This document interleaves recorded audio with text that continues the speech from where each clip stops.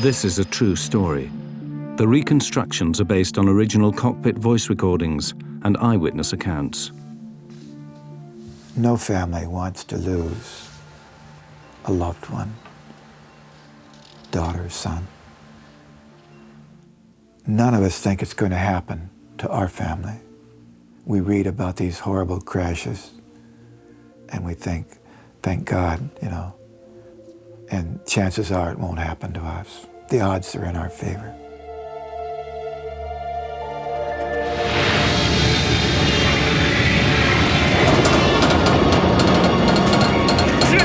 You got it?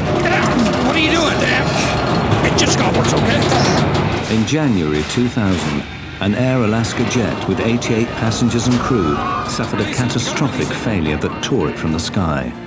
A shocking chain of negligence and error had led to disaster. When a whistleblower mechanic from the airline tried to sound the alarm about faulty maintenance procedures, he was suspended from his job. The investigation exposes deeply worrying shortcomings in maintenance and regulation that afflict the airline industry. It shows how a series of devastating errors combine to produce a tragic accident, one that could happen again.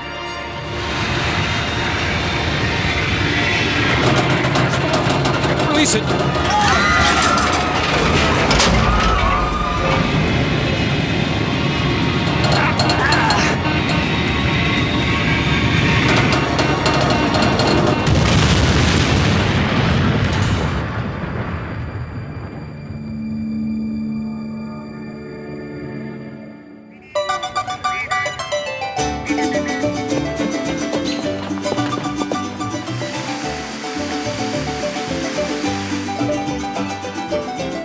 Puerto Vallarta is a popular holiday resort on the Mexican Pacific coast, one of several Mexican destinations served by Alaska Airlines.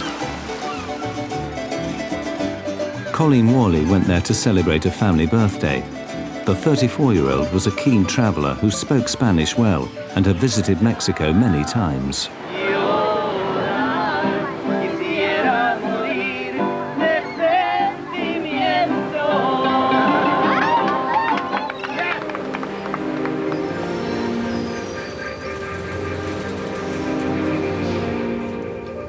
Colleen and the other holidaymakers returning from Puerto Vallarta settle in for the 4-hour flight to San Francisco. In the warm afterglow of their holidays, they are looking to the future. Colleen and her fiancé Monty were planning to start a family later that year.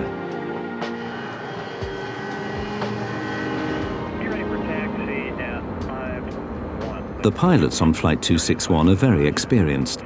Both Captain Ted Thompson and First Officer Bill Tansky have thousands of hours flying MD-80s. They know the plane well. The MD-83 is one of a successful group of rear-engined low-wing planes. Originally launched in 1980, over 1,100 were delivered worldwide. Flaps? Check, confirmed. Spoilers? Check, armed. But on the 31st of January 2000, as they prepared Flight 261, Thompson and Tansky had no idea that deep in the plane's tail lay a critical weakness.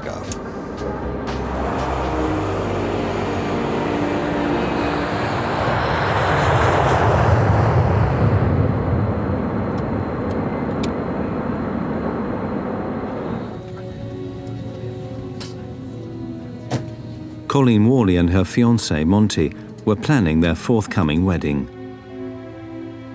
They had announced their engagement at Christmas time, and so it was a time for everybody to sort of congratulate them, and so we decided we'd have a party for the family.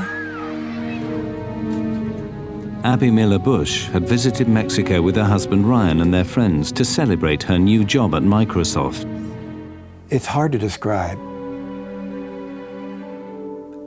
how joyful a girl she was. She was well known for that care that she had in her, a trait that you can't put a value on. Dean and I had been there a lot together, and it was the first time that he went without me. Dean taught me how to play. He was always up. He told jokes a lot. People described him kind of as a puppy dog. Alaska Airlines was a successful carrier with routes up and down the west coast of America and into Mexico. Flight 261 left Puerto Vallarta as a routine flight with no hint of the danger to come. The devastating failure that would bring catastrophe to Flight 261 did not come out of the blue. In fact, it was the culmination of a chain of mistakes that began years earlier. Maintenance procedures at the company had come under scrutiny 2 years earlier when a whistleblower set off an investigation by the Federal Aviation Administration. But the day Flight 261 left Puerto Vallarta, the investigation was still underway and the whistleblower suspended from his work. Shortly after takeoff, Captain Thompson and First Officer Tansky get the first sign of trouble. The horizontal stabilizer on the tailplane won't move. The pilots carry out a standard checklist to try and free it. Stabilizer trim switch. Normal. Circuit breakers. Reset if tripped. D9, D10, D11, okay. The stabilizer on the MD-83 is the 40-foot wide horizontal surface at the front of the tail. It's like another wing. Together with the elevators at the rear of the tail, the stabilizer is used to adjust the angle of the plane in flight. The stabilizer was jammed. Thompson and Tansky assumed there was a fault in the electric motors that move it up and down. They believed they could fix the problem. They had no idea they were in great danger.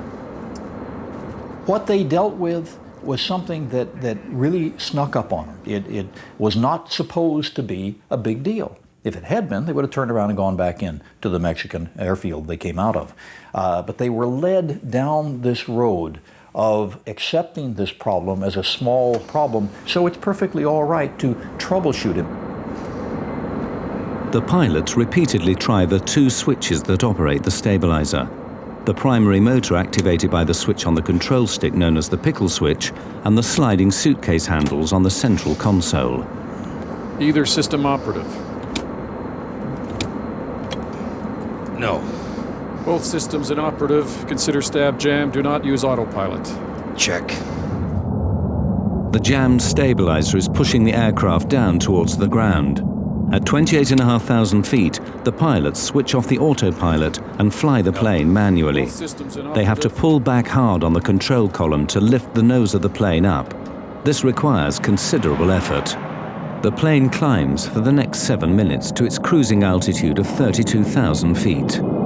As they fly up the coast, the pilots contact Alaska Maintenance Department for assistance. Maintenance, we need to know if any faults like this got reported recently for this aircraft. Whether there are any switches that we might not be aware of that can get those motors turning again. Roger 261. I Have verified no history on your aircraft in the past 30 days. Yeah, we didn't see anything in the logbook. Why don't you move your seat forward? I'll check this pedestal back there. Beyond that, I don't think there's anything we haven't checked. I use the example of the average layman, I think, can understand. If you try to start your car and it doesn't crank, you try jiggling the key in the socket and then try it again.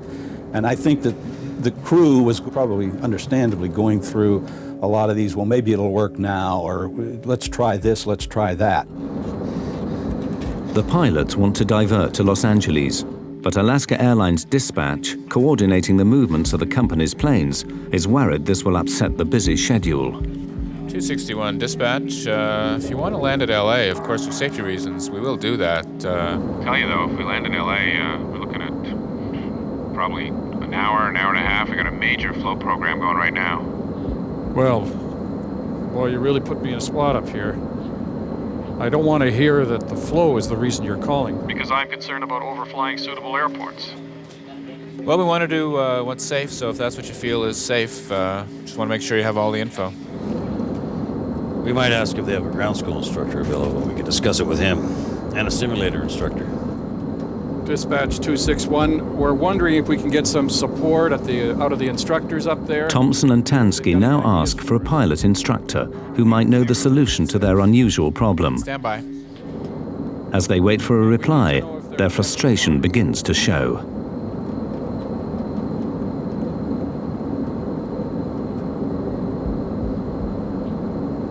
Just drives me nuts, you know? Not that I want to go on about it, but it just blows me away.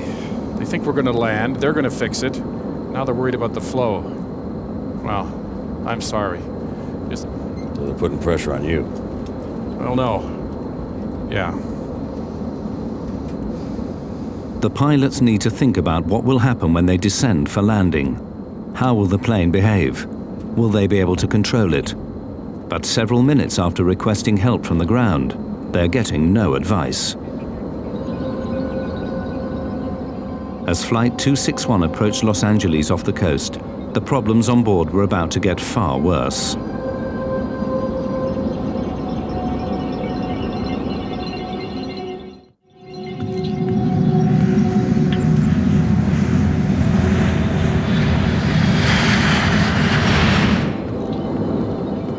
The pilots on the crippled Air Alaska Flight 261 are flying manually at 32,000 feet in a plane that has a jammed stabilizer that is forcing the plane's nose down. The pilots have another go at freeing up the jammed stabilizer. They switch on both the electric motors that control it.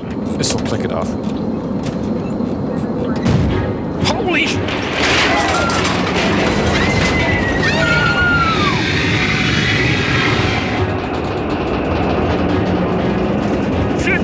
You got it down! What are you doing? Damn! It clicked off! From 31,000 feet, Flight 261 plunges down for over a minute. The crew battle for control. It just got worse, okay?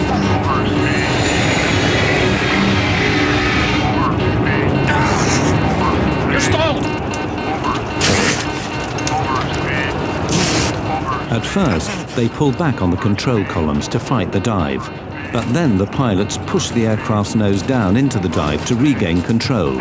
It's a risky maneuver, pushing the plane's speed to 350 miles an hour. You gotta release it! You gotta release it! The pilots slowly bring the plane out of its dive and back under control.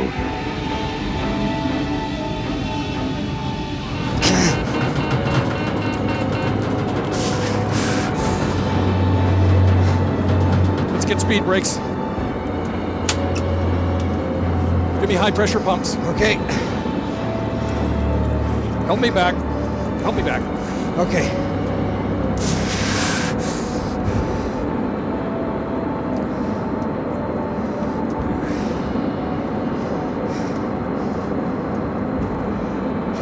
Center Alaska 261. We're in a dive here. I've lost control. Vertical pitch. Alaska 261, say again, sir. Yeah, we're out of 26,000 feet. We are in a vertical dive. Not a dive yet, but we have lost vertical control of our airplane. Just help me. Once we get the speed slow, maybe we'll be okay. Maintaining level flight is difficult. The jammed stabilizer keeps pushing the nose of the plane down. We're at 23.7. Request. Yeah, we got it under control here. No, we don't. Okay. Okay. To counteract the downward force of the stabilizer, the pilots use the elevators, movable panels at the back of the tail, linked by cable to the control column. The pilots pull with all their might. The fate of the plane hangs on the strength of their arms. In the cabin, frightened passengers try to recover from the terrifying plunge. They have no idea what might happen next. Holiday memories are replaced by the fear of dying.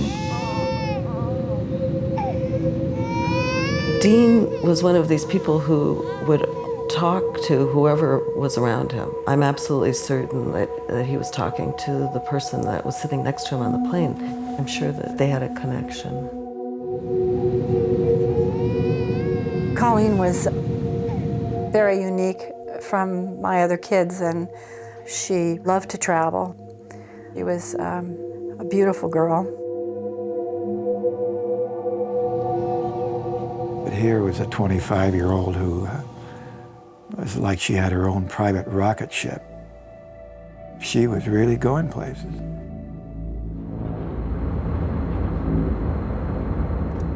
In the cockpit, the pilots struggle to control the plane's speed so they can land. They've got a handful of airplane. They get her stabilized, and they're now in a situation where they make the decision properly to go in on an emergency landing to Los Angeles International. And they have to be able to slow the airplane up, so you've got to experiment a little bit. Let's take the speed brakes off. No, leave them there. It seems to be helping. Damn. Okay, it really wants to pitch down. Okay. Don't mess with that. I agree with you. With the plane under temporary control, the crew make the fateful decision to do more troubleshooting. They need a block of clear space around the aircraft in case they lose control again. They contact air traffic control. Alaska 261, say your conditions.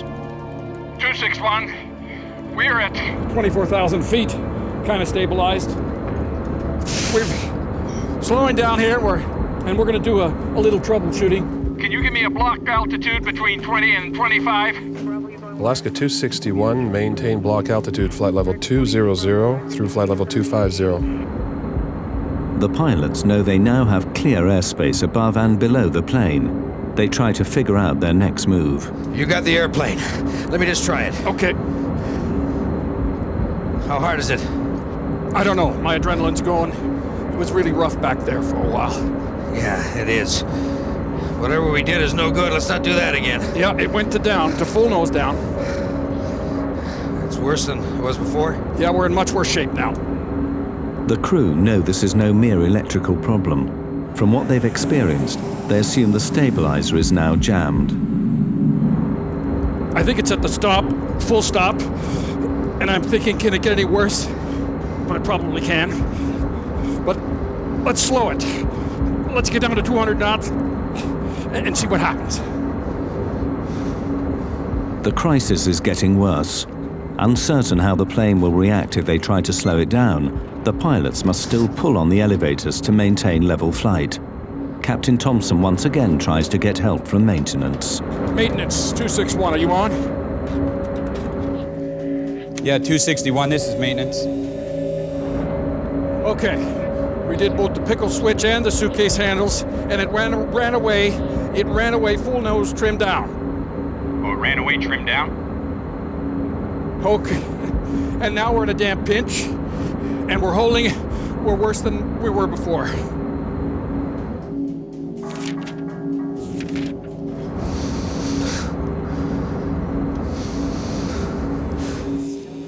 You getting full nose trimmed down, but you don't get no nose trim up, is that correct? That's affirmed. We went to full nose down, and I'm afraid to try it again to see if it would go in the other direction. Okay, well, your discretion. If you want to try it, that's okay with me. If not, that's fine. See you at the gate. As important as it is to have that ground contact with people with maintenance manuals and experience on the ground and the ability to call up the manufacturer, it's not always going to give you a magic answer. The crew had already gone through every logic tree they possibly could think of. Maintenance clearly do not appreciate the gravity of the situation. This is the last the crew will hear from them. No one can help the pilots now, as they struggle with the plane's faulty stabilizer. Ever professional, however, they try to put the passengers at ease.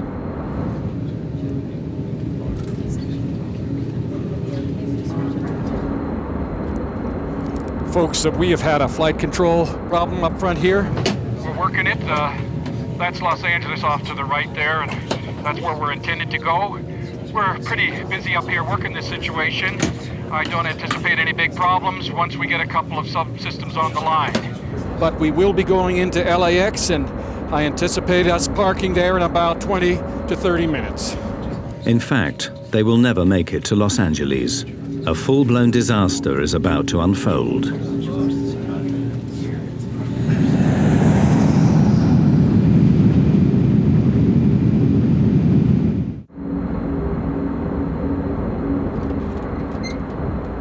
After the terrifying 8,000 feet plunge downwards, Alaska 261 has now leveled out. LA, Alaska 261, we're with you.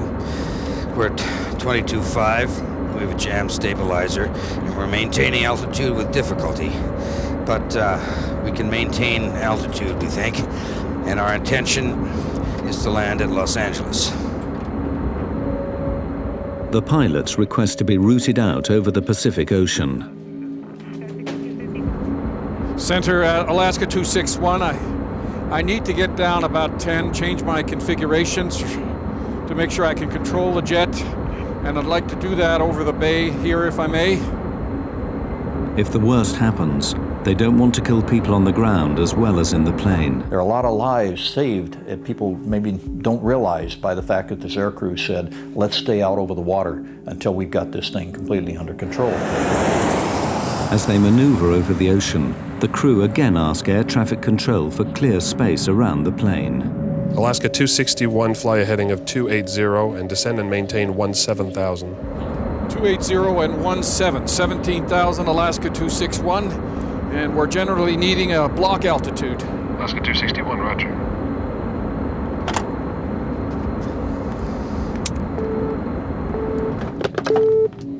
I need everything picked up and everybody strapped down.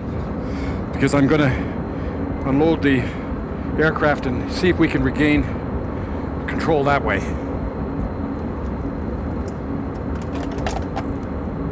The pilots concentrate on trying to fix the plane. I'm test flying now. How's it feel? It's wanting to pitch over more. Really? Yep. Try flaps, 15, 11? Now let's go to 11. Okay, get some power on. I'm at 250 knots. Real hard? No, actually, it's pretty stable right here, see, but we got to get it down to 180. The crew try to slow the aircraft down to landing speed without losing control, but every move they make could have fatal consequences.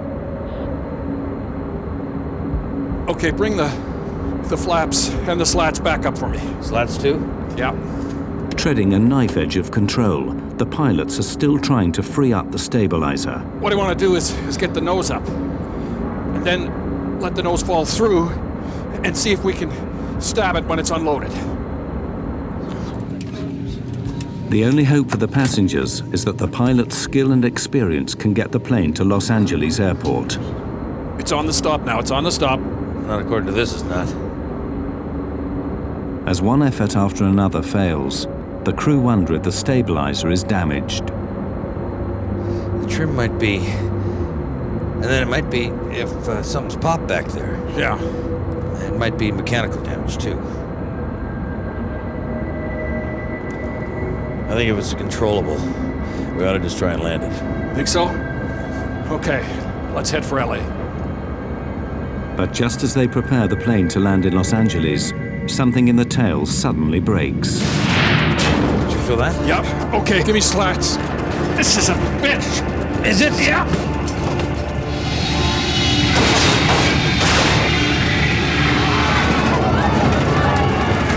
The plane dives straight down from 18,000 feet. To avoid collisions, Los Angeles Control has warned the pilots of nearby planes that Alaska 261 is in difficulty. These pilots now report back to the tower. That plane has just started to do a big, huge plunge. Yep. Yes, sir. He is definitely in a nose-down position, descending quite rapidly. Definitely out of control.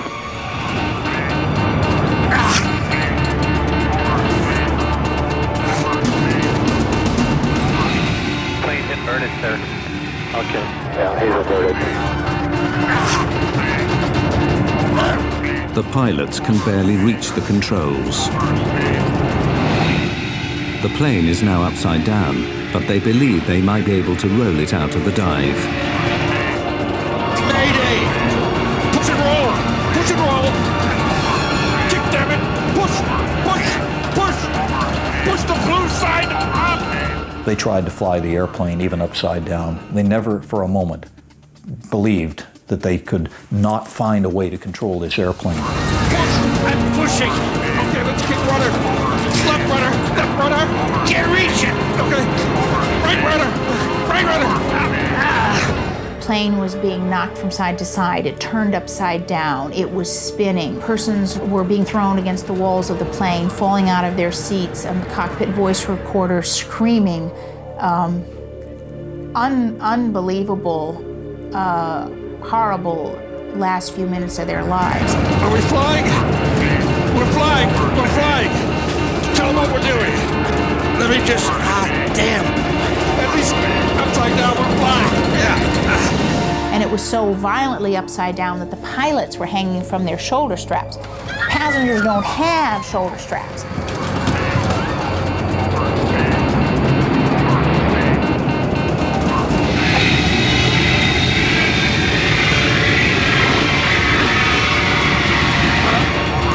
Here we go.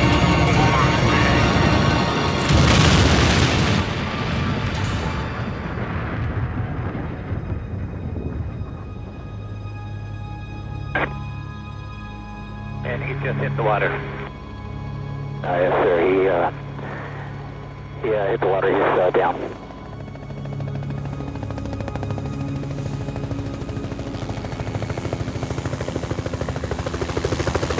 After a terrifying 60-second dive, Flight 261 hit the Pacific Ocean at over 250 miles an hour.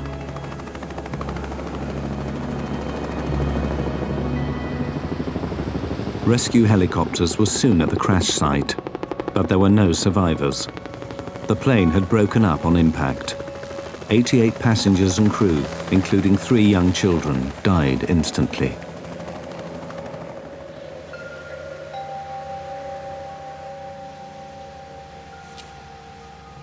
Fred Miller lost his daughter Abby and her husband Ryan. These people suffered on the way down. This was not a pretty way to die. One witness who I met, a jogger on the beach down at Port Hueneme, he said, "You look like you lost somebody." And I said, "I did, my daughter." He said, "You know, I saw the plane go down." He said the plane was inverted and twisting and flipping, and then he said it spun at times, almost like a top. And he said, to think people, somebody who has a life to live is in there, dying. He says it's one of the most horrifying memories I'll ever have.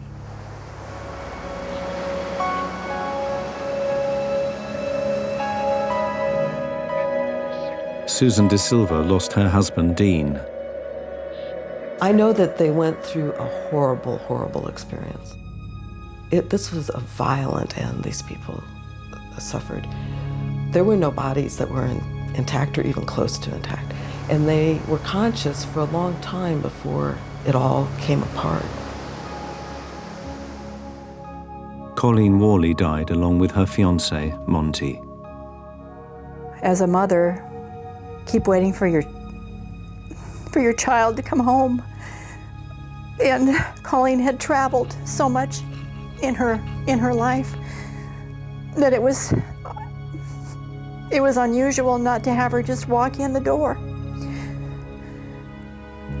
All this time you're thinking something caused this, something made this happen, and I want to find out who's responsible for this.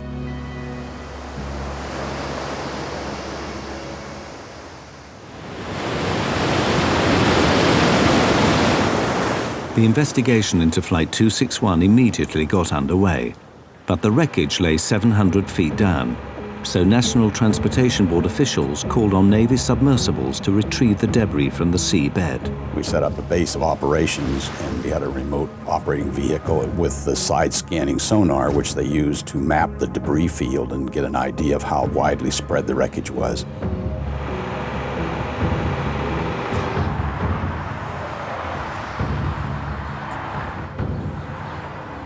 At the National Transportation Safety Board headquarters in Washington, the investigators' immediate concern was to find out what had brought the plane down. The first clues came from the cockpit voice recordings. LA, Alaska 261, we're with you. We're at 22.5. We have a jam stabilizer, and we're maintaining altitude with difficulty. We immediately suspected some problem in the tail of the airplane, which is where the controls are. Just something was wrong back there, and that was the key piece of wreckage to look for.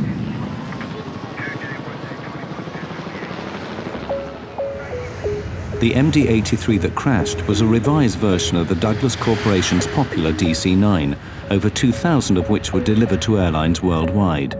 The engines were at the rear, and the distinctive T-shaped tail was an essential element of the design. In a big turbojet aircraft, one of the rather brilliant elements of the design is that since you're going to be loading passengers and cargo, you want to be able to have that aircraft loaded a little nose heavy or a little tail heavy. Well, in order to do that, you actually had to have that entire stabilizer moving. But the ones that are the most difficult to engineer are the T-tailed airplanes, where you have the vertical stabilizer and the horizontal sitting on top. And we call that stabilizer trim. And that is an essential element of what makes these aircraft so usable. In the MD-83, a motorized jack screw in the tail moves the horizontal stabilizer up and down.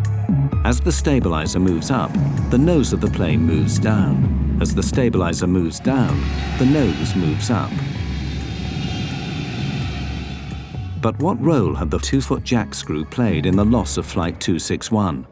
The investigators were anxious to inspect it as soon as it was recovered from the seabed. The jack screw wasn't mated with the nut that it screws into. It was just by itself, and the nut was found in another piece of structure a few feet away from where the jack screw was. To have a screw separate itself from a nut with very thick threads surprised us.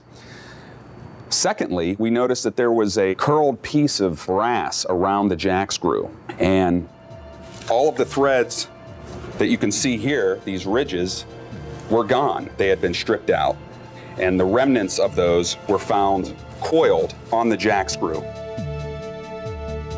Once the thread had been stripped off the nut, the jack screw could no longer turn.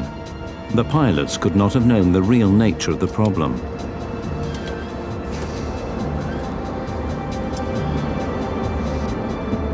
The crew was confronted with a situation that had never occurred before.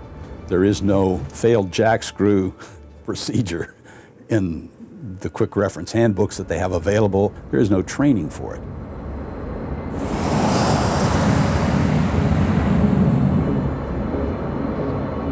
When the jack screw jammed, the crew were unable to adjust the stabilizer.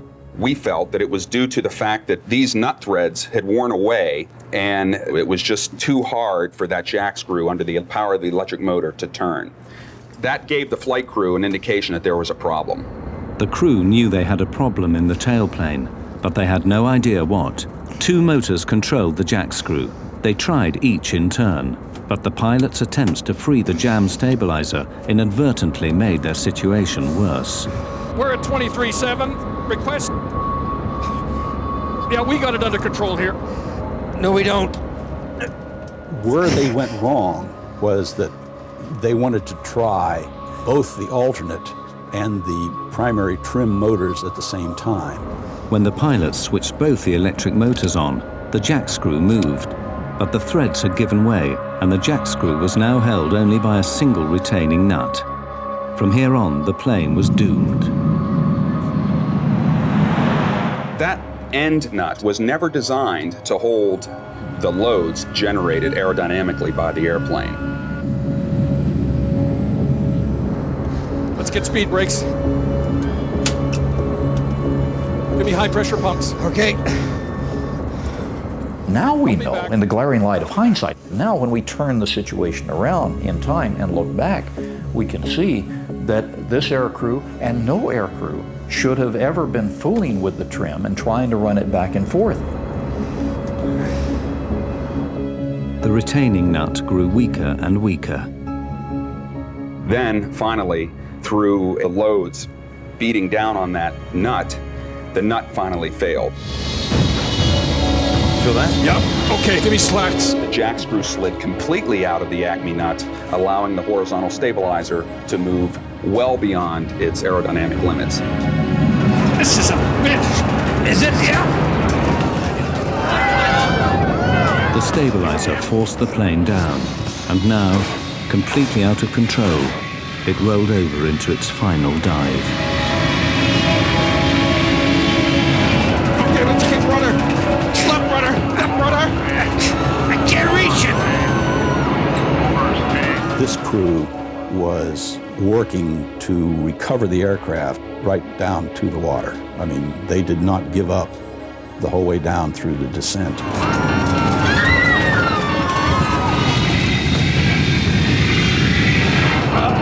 Here we go.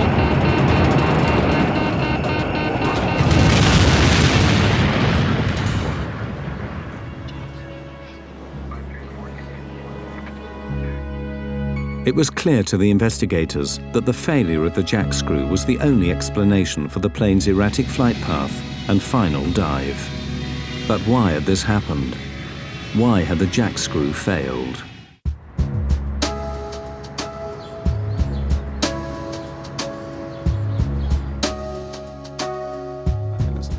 The investigators began looking deeper and deeper into the condition of the faulty jack screw on Flight 261.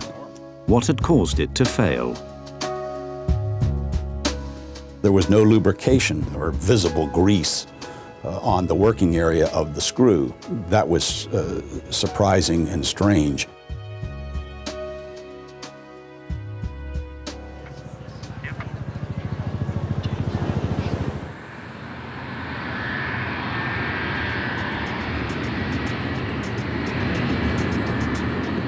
The discovery of no grease on the jack screw alarmed the investigators. They alerted the Federal Aviation Administration, who ordered an immediate check on all MD-80s in the USA. This led to a shocking discovery. At Alaska Airlines, in 6 of its fleet of 34 planes, the jack screw assembly needed to be replaced after failing new inspections.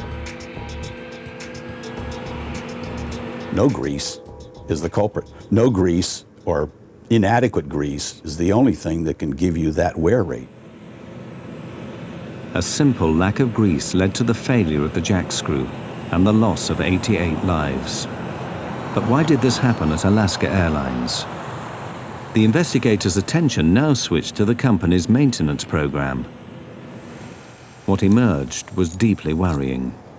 We interviewed all the mechanics who had worked on these airplanes. We knew that they had been falsifying records or not doing the work they had indicated.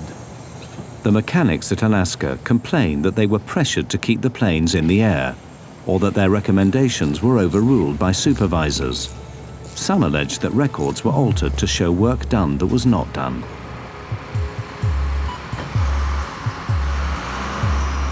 Alaska has long been one of America's most successful airlines, but in the early 1990s, the economic downturn hit the company hard. Its response was to slash costs to revive its fortunes. Pilots, maintenance workers, management and others had to make sacrifices. Jobs were lost, pay was cut, and every hour aircraft spent on the ground was seen as waste. 2 years of aggressive axe-wielding saw costs come down by $80 million. Profits leapt. It was a corporate triumph. In Alaska's case in the early 90s, this airline had to do an incredible job of reforming itself from a fairly high-cost carrier to a lower-cost carrier that could compete head-on with Southwest Airlines and with others. And they did it. They did it brilliantly. Nobody really believed that it could happen. Alaska Airlines began flying the planes more intensively.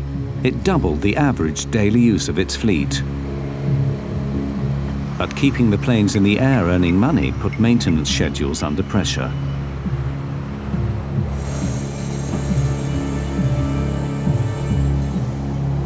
John Leotine was a former lead mechanic at Alaska Airlines' Oakland maintenance facility, where he worked for over 8 years.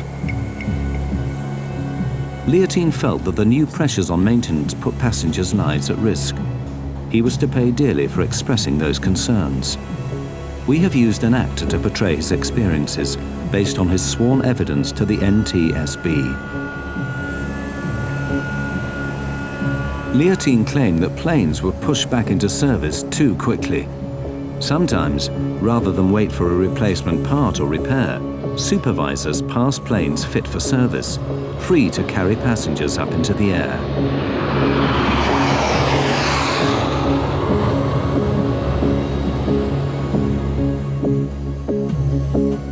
In October 1998, over 15 months before the crash, John Leontine became so worried that he did something that would change his life forever.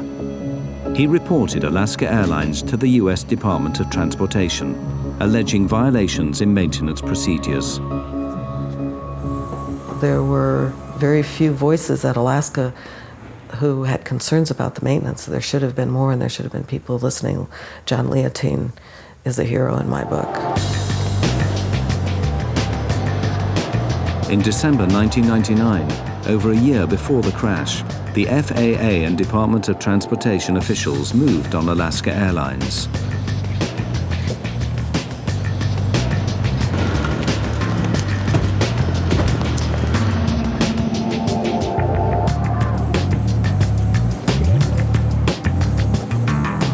The case was referred to federal prosecutors, and the FBI raided Alaska's maintenance facilities and seized thousands of records.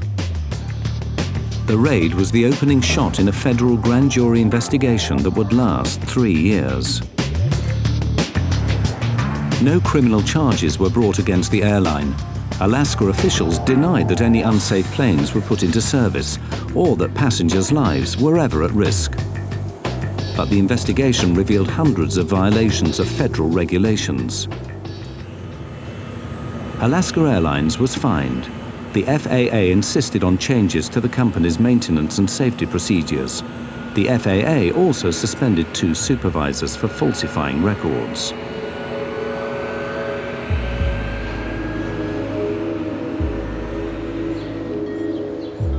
Like other whistleblowers, John Leontine would pay heavily for his efforts to save lives.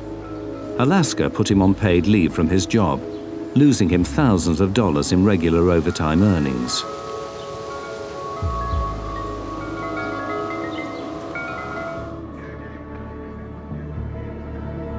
Then in January 2000, John Leontine saw his worst nightmare come true. The kind of accident he had tried to prevent now took place just off the California coast.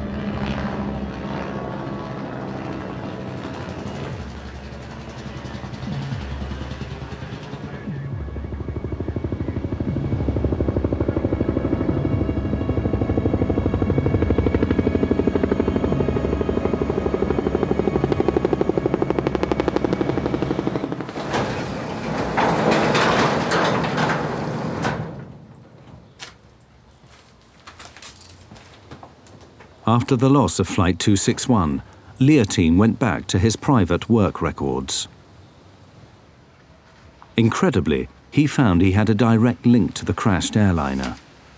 2 years before, at the plane's last overhaul, he had ordered that the jack screw on this very aircraft be replaced. He then went off shift. When investigators examined the record, they found that Leontine's recommendation had been overruled by the next shift and the plane put back into service. It would be 2 years before the next overhaul, but time ran out. 4 months before the overhaul was due, Flight 261 crashed.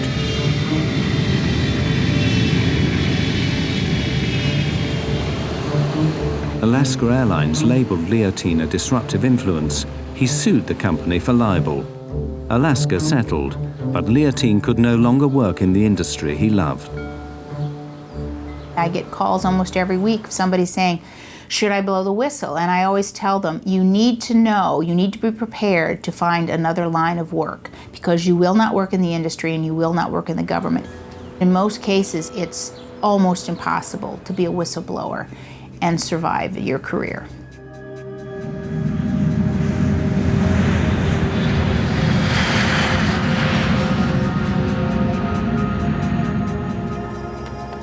As the investigators continued their work into Flight 261, they made another disturbing discovery about the drive to cut costs at Alaska Airlines. To keep planes flying more intensively, Alaska had dramatically extended the intervals between service. This was significant Because when a plane is designed, every part has a schedule listing when it is serviced and when it must be replaced. You're supposed to go in and inspect every so many hours, and that's different on parts all over the planes. Some things you have to look at after every flight. Other things have to be inspected every 2 or 3 days. In 1996, Alaska Airlines extended the intervals between MD-80 jack screw inspections by 400%. Before 1996, jack screws were inspected every 600 flight hours. Now there was over 2,500 hours between each service. If you had 600 hours between inspection points and greasing points, we have no chance of ever having a metal-to-metal contact situation. But if you put that out to 2,000 hours or 2,500 hours, now what you do is eat into some of these protective stages, these barriers that we have towards catastrophic failure. Investigations Division. In its final report into the crash of Flight 261, the NTSB concluded that the extended service intervals for the jack screws on its MD-80s was a significant contributor to the crash. Or with any of your supervisors up the chain in the engineering area. I don't recall any with carriers doing anything to save a dime, maintenance, safety, took a back seat.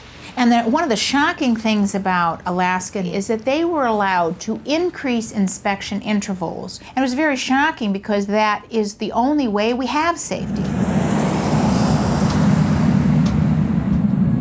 The extended maintenance intervals meant that the lack of grease on the jack screw went undiscovered. But now investigators also wondered if the failure of the jack screw assembly revealed a basic flaw in the plane's design. They found that the MD-80 broke one of the fundamental rules of aircraft design. It was not fail-safe. The design philosophy that has made aviation so safe is that we should never ever have a situation in which one catastrophic failure of some component of the airplane causes us to lose the airplane. These backups to the backup, backing up the backups, is why we can get on an airplane with almost 100% assurance that we're going to get where we want to go safely. There was no backup to the jack screw and its nut. Engineers never envisaged a situation on the MD-80 where the jack screw might fail. With inspections every 600 flight hours and replacement every 2,000 hours, the designers did not add an additional redundant backup system. It was utterly laughable that they said it was a redundant system. There's one screw and there's one nut. That's all there is. It's not redundant. The MD-80 continues to fly worldwide. Despite the revelation of this dangerous design flaw, the jack screw assembly has not been redesigned. Inspection intervals have been shortened, but airlines still rely on proper maintenance to prevent the same accident happening again. Investigations Division. In its final report, the National Transportation Safety Board concluded that the crash of Flight 261 was due to the lack of adequate greasing and the stretched service intervals. When coupled with the design of the jack screw, these failures led to a completely avoidable accident and the loss of 88 lives.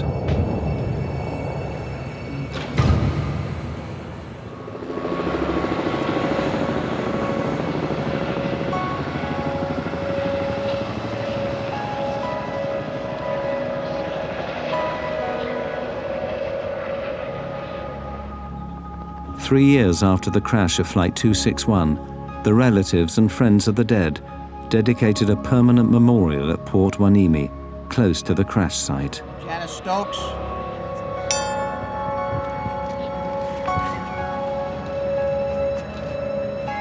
I think the best thing and the only thing in our infinite inadequacy of making up for the loss from this life is to say something that we've been able to say on a lot of other accidents to other grieving families, and that is, those deaths will not be in vain.